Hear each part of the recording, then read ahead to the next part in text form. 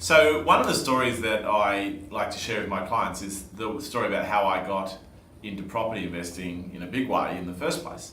And I went to the home show, the home shows, and we entered all those competitions, and then unwittingly didn't know that we were then going to get spammed and cold called and all this sort of stuff afterwards. But after the home show, we got contacted by this house alarm salesman.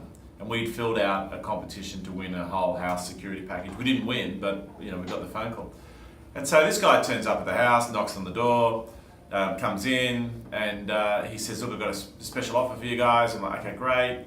And he says, "Look, here's the crime stats in your area. If you don't get a house alarm, the burglars are going to break in, rape your dog, and steal your wife." Right? And so I was like, "Oh, right." And so I thought his tactics were a bit pushy, and I thought, I'm not gonna entertain this any further. So I said, "Thanks very much. Interested, but not right now." And I walked him out the door, down to the driveway. And in the driveway, I saw this Mercedes sports car, and it was a really nice, expensive car. And I thought to myself, how does a man who sells house alarms afford a car like that?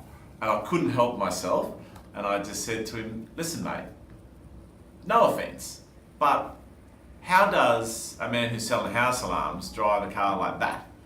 And he looked at me and he said, "Do you really want to know?" And I said, "Yes." And he goes, "Well, I'll tell you if you invite me back in for a coffee." So I said, "All right." So I invited him back in for coffee, and then I really got to know this guy. But he said, "I'm a property investor." And I was like, "What's that?"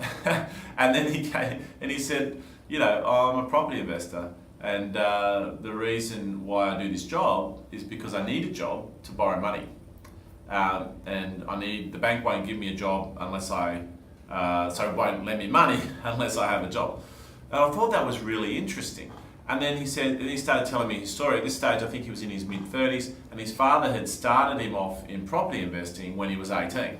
And all of his siblings all had investment properties as well, and he was growing his portfolio. But what a lot of people don't understand is that when you're growing your portfolio, this is during your exponential growth phase before you retire, you need to have a job, because the banks assess you on paper a lot worse than your cash flow is in reality. For example, right now you can borrow money at 4.5%, but the bank will assess you at about 7.25% interest rate, right? So that basically means that if you haven't got the means to pay at 7.25, they won't lend it to you at 4.5. Other things that they do, like if you're on interest-only loans, but they'll assess you as principal and interest, and a whole heap of other factors like that. So you may have a property portfolio that's going strong cash flow-wise in and out, but on paper you look like you're making a massive loss, so you need something to top that income up. And that's why a lot of property investors keep working when they probably don't really need to, but because they want to keep growing their portfolio and because they don't want to sit at home and just be bored, they just keep working. And I thought that was quite an interesting thing at the time, and it made me realise that is why property investors who are quite successful will often still work. Anyway, little story for today. I hope you enjoyed that story and got something out of it.